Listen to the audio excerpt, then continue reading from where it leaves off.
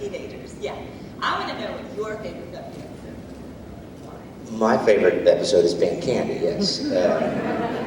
Mainly because I spent more days on the set with that than because I got to play really a geeky character.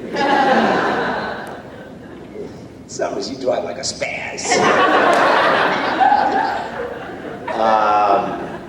It was a long day, as I told you, it was a long day. But I had a great time, and there was one scene, for years it was on my reel because I really loved it. It's, I've got my arm around Sarah, and my other arm around Allison, and I'm watching all the people at the bar, and I don't know what I was on that day, but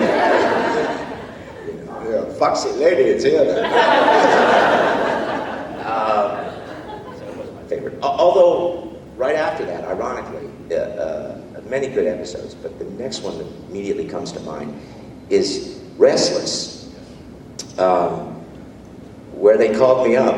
I'd been dead for a year, and they called me up, and the agent said, you have an episode of Buffy coming up. And I said, Buffy? Damn, Buffy.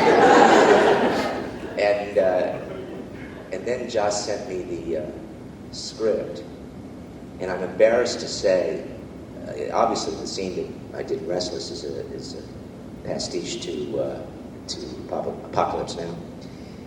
And although I'm a child of that era, I had never seen Apocalypse Now.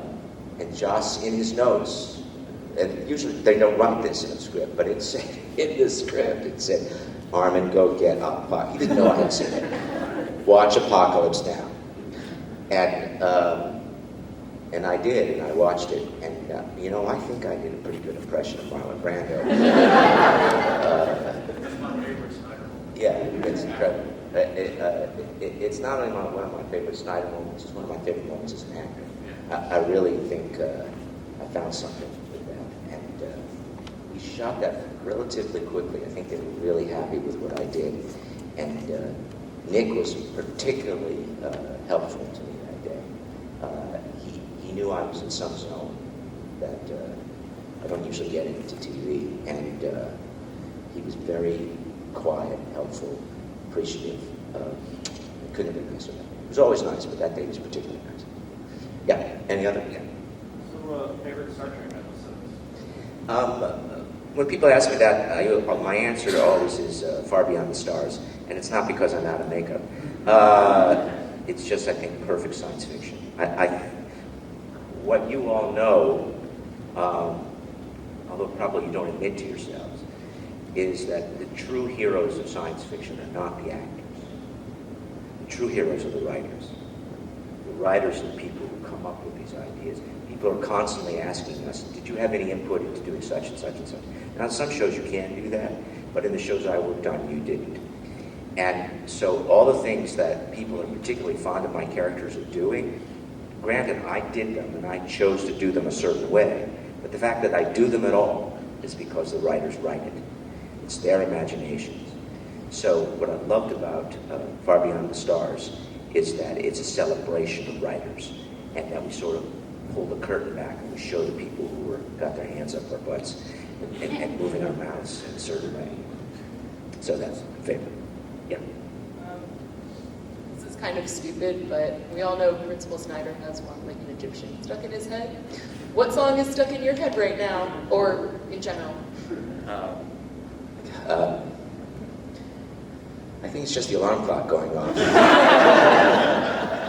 Because you understand, I'm three hours ahead of you or behind you, whatever. So for me, it's 7:15.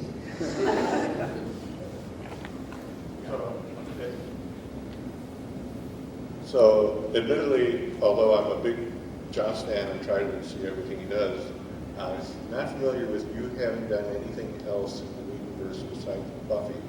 Have you? And do you have anything coming up? I haven't done anything that Joss has written, although I do have something coming up that Jane Esperson wrote.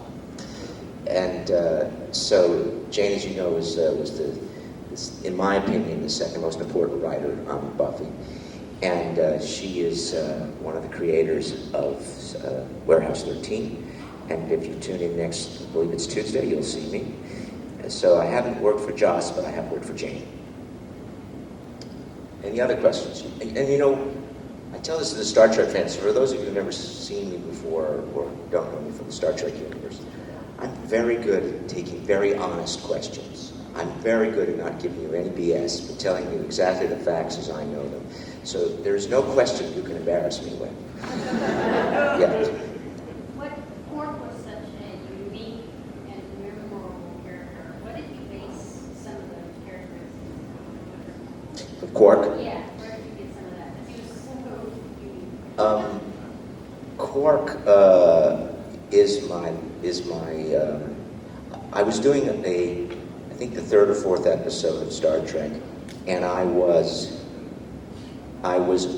in the ops for the first time, and I had been a huge fan of the original Star Trek, and then I certainly watched plenty of Next Generation, but I was in ops, and it suddenly occurred to me, I was in makeup, about to do a scene with Renee, I think, and it suddenly occurred to me, this is my bridge. This is my bridge. My show's bridge. And the fan in me just exploded. And I think I always attribute to that moment of epiphany, of enormous joy, that I was actually a series regular on the Star Trek show, that exploded. And Quark, in my opinion, was always loved life. Snyder hated life, hated it. But Quark, I believed, just embraced life, and it was that moment that showed me the way. So that's basically what started me on that road.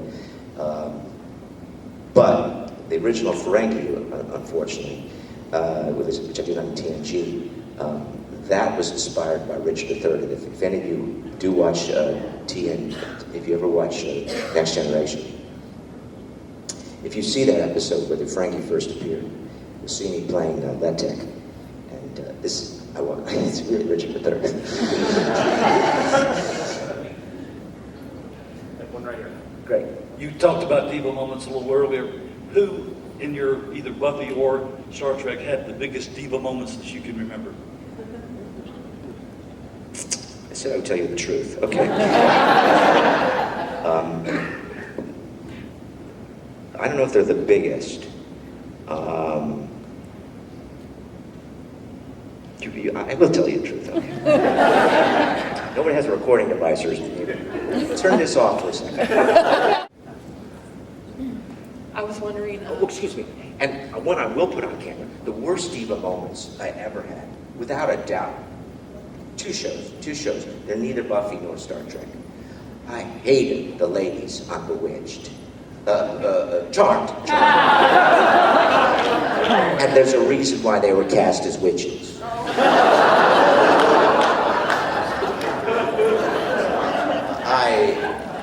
Of all the shows I've ever worked, that was by far the ugliest. And I'm not too fond of Seinfeld either, so.